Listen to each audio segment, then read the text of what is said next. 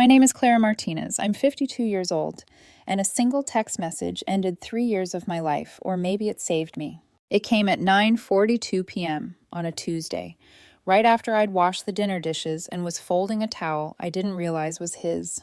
My phone buzzed. A message from Mark. "You'll never do better than me. Remember that." No context, no hey, no lead up, no argument to justify it. Just a digital pat on his own back. That was Mark, always declaring victories in battles no one else was fighting. The irony, we weren't even breaking up. He sent that text because I'd told him no earlier that evening. Not about something deep or romantic, no, it was about a truck loan. He wanted me to co-sign for a luxury pickup he couldn't afford. His reasoning, I need it for business. Mark worked in consulting, which from what I could tell, mostly involved talking loudly on Bluetooth and occasionally sending invoices that were stuck in processing. When I told him he already had a perfectly good car, his tone shifted from charming to cruel in 5 seconds flat. "You don't believe in me. You're supposed to be my partner. If you really loved me, you'd help me level up."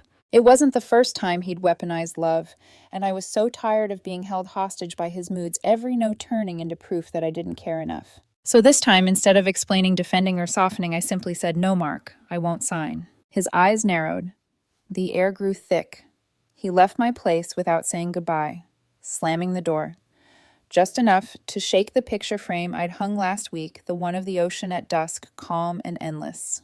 A few hours later came that text, the one that wasn't really about a truck or love or loyalty. It was a declaration of war. "You'll never do better than me. Remember that." I remember staring at it for a long moment. Then I did something new, something radical. I did nothing. No reply, no call, no emotional essay defending myself. I just set the phone down, poured myself a glass of wine, and sat by the open window. Outside, the night hummed softly. Somewhere, a neighbor's dog barked. The city kept breathing, indifferent to our little dramas. For years, I'd danced to the rhythm of Mark's highs and lows, apologizing when he pouted, reassuring when he lashed out, laughing when he insulted me under the guise of jokes. I'd convinced myself that was love, a constant negotiation between peace and panic. But that night I didn't chase. I let the silence expand until it filled the whole apartment. The next morning I woke up feeling strange, lighter. I brewed my coffee, scrolled through emails, and realized I hadn't thought about what he would think once. By noon I got another message. "Wow, ignoring me now, real mature." Then another. "I was testing you. You failed." And another. "This is why people say you're cold." He wanted a reaction, any reaction. Instead, I put my phone on silent and went to work. It's funny how quickly peace can become addictive. At lunch, my coworker Jenny noticed I was smiling for no reason. "Good morning text from Mr. Perfect," she teased. "Nope," I said. "Just enjoying my food while it's still warm." By day 3, the silence had him unraveling. I could almost hear the impatience in his texts alternating between love bombs and insults. "I miss you. You're seriously throwing away 3 years. Fine, go be lonely. I'm meeting someone new tonight." That last one made me laugh. He thought jealousy still worked. That evening, I lit a candle, put on soft music, and cooked pasta for one. I didn't scroll, didn't check if he posted anything. I just sat down, took the first bite, and realized it tasted like freedom. At 10:30 p.m., a knock on my door. I knew before I even looked it was him. Mark stood there holding a half-empty bottle of whiskey and a storm behind his eyes. "You're seriously not going to talk to me," he slurred. "Talk about what, us?" "You just disappear like you don't care. I'm right here," I said calmly. "You disappeared a long time ago, Mark. You just didn't notice." His face twisted. "You're punishing me." "No, I'm just not playing." He stepped closer, that mix of arrogance and desperation I knew too well. "You think you'll find better," he whispered. "You won't." I smiled softly. "Maybe not, but I'll find peace." He blinked like the word was foreign to him. Then he turned, muttering something about cold women, and stumbled down the hall. The door clicked shut behind him. I leaned against it, heart racing, but not from fear, from relief. Because deep down I realized something. The opposite of love isn't hate, it's silence. And silence was the one thing Mark couldn't handle. I looked out my window again. The candle still flickered steady and calm. The air smelled faintly of lavender and wine. It was the first night in years I didn't feel the need to explain myself to anyone. That text had meant to hurt me. Instead, it freed me. What he didn't know was that this quiet, deliberate nothing would be the beginning of the end for him. Because the more I stopped responding, the louder his chaos would get. And I was finally ready to let it echo without me. The first 3 days of silence felt like standing in sunlight after living too long underground. Every time my phone buzzed, I didn't flinch anymore. I didn't rush to check what he'd written or wonder if I'd somehow been cruel for saying no. I just let the notifications pile up like fallen leaves outside a door I no longer opened. By day 4, there were 27 unread messages from Mark. Some angry, some pitiful, some carefully phrased to sound logical. "This is childish, Clara. You owe me at least a conversation. I'm seeing Tina from the gym tonight. Thought you should know." He wanted to trigger the old me, the one who would ask, "Who's Tina?" or "Can we please talk?" But that woman was gone. Instead, I muted him and went back to my yoga class for the first time in months. The instructor looked surprised to see me. "Long time no see," she said softly. "I've been busy losing arguments that didn't matter," I replied, half joking. I didn't realize how much of myself I'd let erode trying to keep a man who only felt powerful when I felt small. Later that week, Jenny dragged me to brunch. She ordered mimosas, I ordered quiet. She tilted her head, studying me. "You look different. Older, no. Lighter. Like you've been crying, but it worked." We laughed, and for a moment I forgot that a few weeks ago I'd been walking on eggshells. Now I was barefoot on grass. That afternoon, as I was watering my balcony plants, another text came through. Then 5 minutes later, "Forget what I said, I just miss you." And then, "Please don't ignore me, it's cruel." I didn't answer. Not because I wanted to punish him, but because I'd finally understood something vital. Silence isn't cruelty when noise has been your prison. That night I poured myself a cup of tea instead of wine. I'd stopped needing numbness. The peace itself was intoxicating enough. Still around midnight, I heard 3 knocks on the door. My pulse quickened, not with fear, but irritation. When I opened the door, Mark stood there. His hair-messy shirt, half-buttoned eyes, red from whatever mix of alcohol and self-pity he'd been nursing. "You're seriously doing this," he snapped. "Just ghosting me. I'm not ghosting. I'm resting," I said simply. He laughed bitterly. "Resting. We've been together for 3 years, I know," I said quietly. "That's why I'm tired." His face twisted. "You always twist things. You make me look crazy." I tilted my head. "Mark, you don't need my help for that." He stared at me like he didn't recognize the woman in front of him. Maybe he didn't. The Clara he knew would have been crying, begging him to come inside, desperate to smooth things over. But I was calm. And calm to a man like him is worse than fury. He stepped forward, lowering his voice. "You really think you'll find better?" I smiled faintly. "No. I just stopped looking for worse." For a heartbeat, something flickered in his eyes, fear maybe. The kind you feel when you realize your control is slipping and there's nothing left to grip. He left, slammed the door again, and I didn't cry. Instead, I made myself a sandwich and watched a late-night comedy show. The jokes weren't even that funny, but laughter came easily. Real laughter, not the strained kind you give to someone who needs constant reassurance that he's entertaining. The next morning, I woke to sunshine streaming across the room. I scrolled through social media, not his profile, just mine. Posted a photo of the orchid blooming on my kitchen counter. Caption, "Still growing." Within minutes, Jenny commented, "Finally you're smiling again." Others chimed in. Even Hannah Mark's sister left a heart emoji. That same evening, Hannah called. "Hey, just checking in. Are you and Mark okay?" "We're not fighting," I said. "We're finished." She sighed. I figured, he's been acting weird. Posting gym selfies with random women and quoting self-help gurus. I laughed softly. That sounds exhausting. It is. For the rest of us, too. After we hung up, I realized how different my life had already become. No more walking on eggshells, no more having to measure every word. 2 weeks later, I ran into Mark at the grocery store. He looked thinner, eyes darting around like he'd lost something. He tried for small talk. "You look good. I feel good." He forced a smile. "Well, don't get too comfortable. No one stays single forever." "Maybe not," I said. "But peace is pretty good company." His smile faltered. He grabbed a basket and walked away, muttering something about women changing overnight. As I paid for my groceries, I caught a glimpse of my reflection in the freezer door. My eyes looked clearer. My shoulders weren't hunched. There was a stillness in my expression I hadn't seen in years. That night, I texted Jenny, "Doing nothing works. It's like he's shouting into a cave that doesn't echo." She replied with 3 words, "Keep it quiet." And that's exactly what I did. Because every time I chose silence, he fell a little more apart. And every time he reached for control, he only touched air. I didn't need revenge. I just needed space. And space, I was learning, could suffocate someone who thrives on chaos. There's a saying I once read, "Some people aren't afraid of losing you. They're afraid of you being okay without them. That was Mark in one sentence. It had been a month since I stopped replying, and my life was unrecognizable, not in a flashy, Instagrammable way, but in the quiet corners that used to ache. I woke up without dread, ate breakfast without arguments, went to bed without someone beside me scrolling through my phone under the guise of curiosity. And maybe the universe has a sense of humor because the more peaceful I became, the more chaotic Mark grew. At first, it was subtle.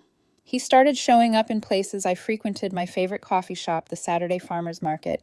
He'd pretend it was coincidence, but no one buys 5 mangoes in October by accident. One morning, he appeared outside my yoga studio, wearing gym clothes I'd never seen him wear before. "Didn't know you came here," he said, feigning surprise. I smiled. "You don't do yoga." "I'm trying new things," he replied, his grin too wide, his voice too eager. "Good," I said, walking past him. "Start with letting go." He laughed awkwardly, but his eyes followed me, like a man watching something he didn't own anymore. After that, the performance began. Every time I saw him, he had a new woman. First, it was Lydia, a 20-something, with red hair and a loud laugh that echoed across the cafe. She looked uncomfortable the way people look when they realize they're being used for someone else's story. Then came Tina, the supposed gym date from his texts, who spent the entire brunch talking to someone else on her phone. After that, Renee, who introduced herself to me once with a nervous smile and said, "I've heard so much about you." I didn't ask what exactly she'd heard. Mark made sure I saw them all. He'd glance over at me every time he laughed, every time he leaned in too close. He wanted me jealous. I gave him polite indifference, and that more than any insult broke him. Because for people like Mark, jealousy is proof of existence. Without it, they dissolve. Meanwhile, I kept living. I joined a weekend pottery class, something I'd always wanted to try, but never had time for. Because Mark used to call hobbies distractions from real life. There I met Amelia, a retired nurse who told me she'd left a man at 55 after 30 years of being somebody's apology. We became friends fast, maybe because she didn't treat healing like a secret. We'd shape clay talk about everything and nothing. One afternoon, as I molded what looked suspiciously like a misshapen vase, Amelia said, "Your hand stops shaking when your heart does." That night, I posted a picture of the vase with that caption. It wasn't meant for him, but somehow it found him. Within an hour, he'd commented, "You always loved playing victim." Then deleted it 2 minutes later. Jenny texted me a screenshot. "He's unraveling. You're glowing." She wasn't wrong. My skin looked better, my sleep deeper. I'd started running again, not from someone just around the block breathing air that wasn't thick with tension. But the real shift came when mutual friends started noticing. At Lydia's birthday dinner, someone snapped a photo of me mid-laugh. No makeup hair, undone, eyes soft. It ended up on Facebook tagged by 3 people. Comments poured in. "You look so happy, Clara. Freedom suits you. Whatever you're doing, keep doing it." Even Hannah, his sister, liked it. Apparently Mark saw it too, because that same night he texted me for the first time in 2 weeks. "So this is who you are now." Showing off for attention. I stared at the message for a long moment, then simply deleted it. By morning, he'd posted a long, vague status about fake people who move on too fast. His friends commented with sympathy emojis. It was also predictable and strangely sad. There was a time I would have defended myself, written some long explanation about how I wasn't trying to show off, but not anymore. I owed him nothing. Instead, I spent that day planting herbs on my balcony, basil, mint, rosemary, the kind of quiet life he once mocked as boring. The sun was warm, the air smelled green, my hands were dirty, and I felt clean. That evening, while I watered the plants, I noticed movement on the street below. Mark. He was standing by his car, pretending to check his phone, looking up every few seconds toward my apartment. He didn't see me behind the curtain. For a moment, I just watched him, this man, who used to fill every corner of my life, now reduced to pacing on a sidewalk he used to own. I didn't feel hatred or pity, just a calm, detached awareness that I'd finally escaped the orbit of his chaos. When I turned away, I caught my reflection in the window, my eyes steady, my expression unreadable. That night, I wrote in my journal, "Happiness isn't revenge, but it looks a lot like it when someone built their ego on your misery." And I realized something else. I wasn't trying to prove him wrong anymore. I was just proving myself real. It's strange when the people who used to call you part of the family start reaching out after you've left the one person who tied you to them. 2 months after the breakup, that wasn't a breakup, I got a text from Hannah Mark's sister. "Mom asked if you're coming to Sunday dinner. She misses you." I stared at the message for a minute, torn between amusement and disbelief. Mark hadn't told them we were over. Of course he hadn't.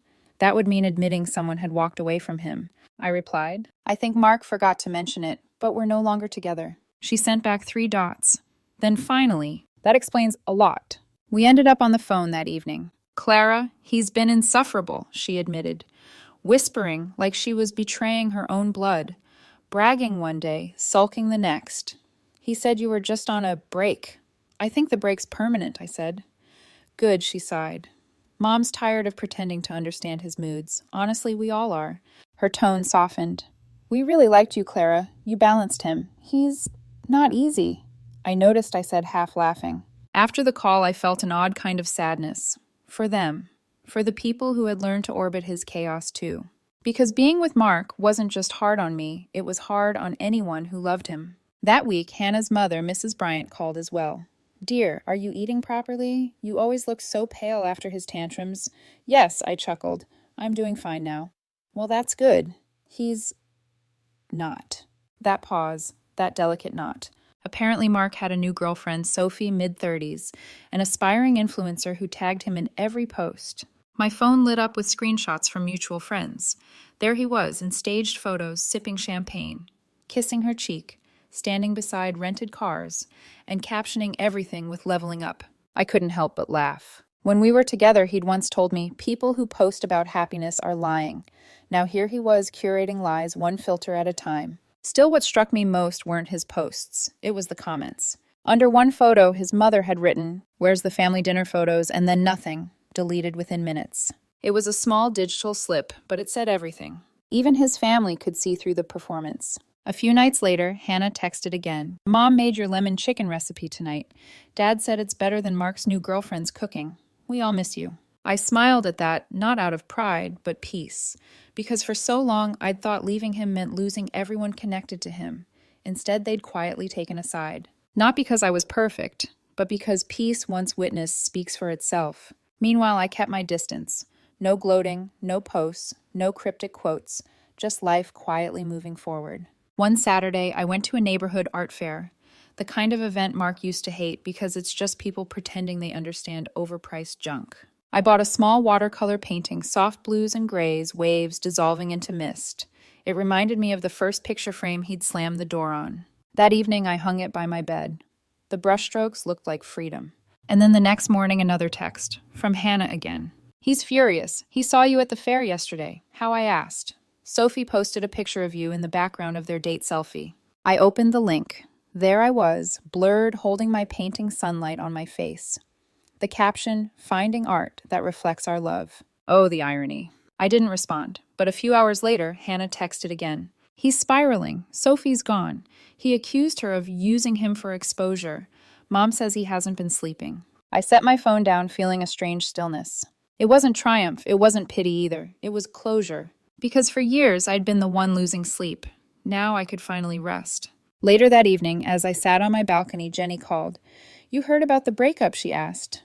I did. And nothing. Jenny laughed. Nothing suits you. I looked out over the skyline, the city glowing soft and gold. Somewhere out there, Mark was probably scrolling angry that no one was reacting to his misery. But that was the thing. Misery needs an audience. And I'd stopped buying tickets. Before bed, I texted Hannah one last time. Please tell your mom thank you for the lemon chicken. I'm glad she's doing well. She replied a minute later. She says you're the best thing he ever lost. I smiled. Not because it was true, but because it finally didn't matter. 6 months of silence had passed long enough for my peace to stop feeling like rebellion and start feeling like oxygen. Then one morning, Hannah called again. Her voice carried that uneasy politeness people use when delivering bad news. Clara, Mark wants to meet you. Just once. He says he needs closure. I laughed quietly. Closure. From what he says, he can't move on until he understands what happened. What happened, I said slowly, is that I stopped playing his games. Still, curiosity has its gravity. Part of me, the one that still loved a clean ending, wanted to hear what excuse he'd rehearsed this time, so I agreed. We met at a Starbucks downtown. The air smelled like cinnamon and new beginnings. He was already there when I arrived, sitting at a corner table, hair freshly trimmed, a shirt I'd once picked for him because it brought out the green in his eyes. He'd kept it. Clara, Mark. We said each other's names like strangers trying to remember how they used to fit. He smiled too easily. You look good. Healthier. I am, I said. He nodded. Yeah, I can tell. There was a long pause. He looked down at his untouched coffee, then back at me with a practiced vulnerability. We were good together, weren't we? I tilted my head, studying him. The man who once claimed emotions were a waste of time, now trying to look poetic in bad lighting. No, Mark. We were dramatic together. Not the same thing. He frowned as if I'd just ruined his opening line. 3 years doesn't mean anything to you. It means I learned what I don't want. And what's that exhaustion disguised as passion? He leaned back, laughing softly, a rehearsed, patronizing sound. You've changed. No, I said. I just stopped mistaking manipulation for communication. His jaw tightened. You're cold. Everyone says so. Everyone. My friends. Hannah. Funny. Hannah brought me lemon chicken last week. He blinked, caught off guard. Why would she? Because she's kind, I said simply. And she's tired of your stories. The silence stretched. The cafe's chatter hummed around us, cups clinking, espresso machines hissing. Then he leaned forward, lowering his voice. You know I did love you. I nodded. And I believe you. But love without respect just feels like ownership. Something flickered in his expression. Anger or shame, pretending to be anger. So that's it. You're just over it. I'm not over anything, I said quietly. I'm beyond it. His mouth twitched. You make it sound like I'm a bad person. I shrugged. You're not bad, Mark. You're just heavy. For a second, I saw the cracks. The same look he'd get when he realized he couldn't provoke me anymore, that confused, cornered panic of someone losing control. He reached across the table, grabbed my hand. I miss you, Clara. I let his fingers rest there for a heartbeat before I pulled away. You miss control. That's different. His voice rose. You think you're better than me now? No, I said softly. I think I'm finally myself. He stared at me, something wild behind his calm. You'll regret this when you're old and alone. I already was old and alone, I said. Just happened to have company. That's when it happened, a flash of the old Mark, the one who hated losing. He grabbed his cup-iced latte extra caramel and threw it across the table. It splashed cold across my sleeve, dotted the floor. The cafe went silent. A barista gasped. Mark froze, like even he couldn't believe he'd done it. She provoked me, he stammered. The barista, barely 20, said firmly, Sir, you need to leave, now. For a moment I thought he'd argue, but then he saw me calm, composed, not giving him the scene he wanted, and his shoulders slumped. He stormed out. I stood there, coffee dripping from my arm, feeling an odd mixture of pity and relief. The barista handed me a stack of napkins. I saw everything she whispered. He's insane. No, I said quietly, wiping the table. He's just loud. I paid for both drinks, tipped double, and walked out into the sunlight. Outside, the air was crisp, sweet with autumn. I could have cried, but I didn't. Instead, I smiled. Because that moment of that explosion of coffee noise and public embarrassment wasn't tragic. It was proof. Proof that I'd done the right thing leaving him. Proof that peace enrages people who profit from chaos. Proof that my calm had become his worst nightmare. As I walked away, I whispered to myself, I used to fear losing him. Turns out peace costs less than love. And for the first time, I believed it completely. After that day in the cafe, Mark vanished. Or at least he thought he had. But men like him never really disappear. They just rebrand their chaos and call it growth. For a while, the quiet unnerved me. I half expected him to show up at my door again drunk and righteous. But weeks went by with nothing. No texts, no accidental run-ins, no mutual friends asking if I'd heard from him. And then life did what it always does after you stop bleeding. It filled back up. I started sleeping through the night again. Started eating food that wasn't a peace offering. Started laughing so hard at brunch one Sunday that Jenny said, You know what, I miss this you. And I realized I'd missed her too, the version of me that wasn't waiting for someone else's approval to feel worthy of breathing. Still, old habits die hard. Some evenings I'd scroll through social media and see him posting cryptic quotes about fake people and rising from betrayal. One post said, Real men rebuild after women try to destroy them. I almost commented with whose money, but I didn't, because silence was still my sharpest weapon. Eventually I stopped checking altogether. Then one afternoon I ran into Mrs. Bryant, his mother, at the local grocery store. Clara dear, she said, gripping my hand. You look wonderful. I mean that. You have color again. Thank you. I smiled. How's everyone? She sighed. Oh, Mark. He's Mark. Her husband, Mr. Bryant, appeared beside her holding a basket of tomatoes. He shook his head. That boy still hasn't learned. Keeps blaming the world every time something falls apart. I hesitated. Something fell apart. Another relationship, he said quietly. You dodged a bullet, Clara. He's seeing some young woman now who's already drained his savings. Calls her investment in the future. Mrs. Bryant nudged him. Don't gossip. He smiled sheepishly. I'm not. I'm confessing gratitude. We all laughed softly. Then she looked at me, her eyes suddenly sad. You did the right thing, dear. I know you feel guilty, but don't. He was never going to be your peace. That night I sat on my couch, tea in hand, thinking about her words. Never going to be your peace. Maybe that was the truth I'd needed all along. Not that I'd chosen wrong, but that I'd stayed too long hoping right could be taught. The next few months unfolded quietly beautifully. I refinished the old wooden table he'd once called ugly. Painted it the soft gray I'd always wanted. I started running again, slow, steady headphones and morning air biting at my cheeks. I joined a small hiking group that met every Sunday at dawn. We'd drive out of the city, climb for hours, and share snacks at the peak while the sun rose like forgiveness. Each weekend I came home exhausted but light, the kind of tired that heals instead of hollows. Meanwhile, the Mark rumors trickled in small, pitiful updates that made their way through mutuals. He'd broken up with the young girlfriend. She'd apparently used his credit card to buy a designer purse and blocked him right after. Then he'd dated a coworker who ended things 2 weeks later after discovering his real personality. One night, Jenny called laughing. You're not going to believe this. He joined a men's empowerment retreat. I snorted. Please tell me it's called Alpha Healing. Close. Evolve Man. The journey of accountability. Oh, dear God. Apparently they do ice baths and scream in the woods. Sounds therapeutic, I said dryly, for the trees. We laughed until we cried. But deep down I didn't feel cruel. Just done. Because when you've spent years drowning in someone else's storm, watching them flail without you doesn't feel like karma. It feels like distance. A few weeks later, a small envelope appeared in my mailbox. No return address, but I knew the handwriting immediately. Inside, a photograph.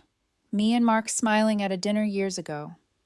On the back, a single line written in his careful, slanted handwriting. I still think we could have worked if you'd tried harder. I stared at it for a while, then set it on the table he'd called ugly, and lit a candle beside it. For a moment, I just watched the flame flicker. Then I took the photo, folded it once, and dropped it in the trash. I didn't even feel the need to burn it dramatically or send it back. The real fire had already happened inside me. And what remained, this quiet, this stability, was worth more than any closure he could have written. That night, I opened the window and let the air in. Somewhere outside, people were laughing, the city still alive. I thought of Mark probably refreshing his feed, still performing his redemption arc, and whispered into the dark, You were right, I didn't try hard enough, because peace shouldn't require effort. Then I closed the window, turned off the light, and slept deeper than I had in years. 6 months of silence became a year. And somewhere between the unopened texts and the unspoken apologies, Mark stopped being my story and became a lesson. I didn't realize how far I'd come until one morning I received a text from an unknown number. No greeting, no name, just this. Just wanted you to know I'm engaged. Her name's Paige. She's beautiful, successful, and actually appreciates me. The ring's 3 carats. We're buying a house in Westfield. Told you I'd upgrade. For a second, I just stared at the screen, waiting for the old ache to rise, the sting, the jealousy, the what if. But nothing came. I laughed, out loud. Alone in my kitchen, hair still damp from a shower, wearing pajamas, I didn't have to defend as lazy. My first thought wasn't, why her, it was that poor woman. I took a sip of coffee and typed nothing. Instead, I took a screenshot and sent it to my group chat with Jenny and Amelia, my 2 silent witnesses to the resurrection of my peace. Jenny responded first. 3 carats. That's the cost of therapy he'll never get. Then Amelia. Take bets on how long it lasts. I give it 6 months. I smiled, locked my phone, and went back to painting my balcony wall a soft ivory white. The morning sunlight hit the wet paint just right, glimmering like new skin. That's when I realized I didn't need to win. I already had. Because when you stop feeding chaos, it starves itself. That afternoon, I drove out to the coast. The ocean had always been my reset button, endless patient, unapologetically itself. I walked barefoot along the sand, letting the waves lick at my toes, and thought about how much time I'd wasted trying to convince someone like Mark that stillness wasn't weakness. The wind whipped my hair. Salt stung my lips, and the water pulled at my ankles, gentle but insistent. I whispered mostly to myself, "He's right. I'll never do better than him at drama, at manipulation, at chaos." Then I smiled. But I'm doing better without him. When I got home, there was another text, short, almost hauntingly familiar. "Still the best you'll ever have." This time I didn't laugh. I didn't roll my eyes. I just stared at it, the final echo of a man still performing for an audience that had left the theater long ago. And then I pressed block. Not angrily, not dramatically, just quietly, like closing a window before the rain. The world didn't shake. My heart didn't race. The silence that followed felt like music. That evening, I poured myself a glass of wine and stepped out onto my balcony. The paint had dried beautifully. My herbs were blooming. Across the street, someone was playing a slow guitar tune that drifted through the dusk. I took a deep breath and felt it all, the peace, the solitude, the faint hum of the city moving on without me having to control it. In the distance, the sun melted into the horizon. The sky turned the same muted gold as the frame Mark once broke when he left. And I thought maybe that was always the point.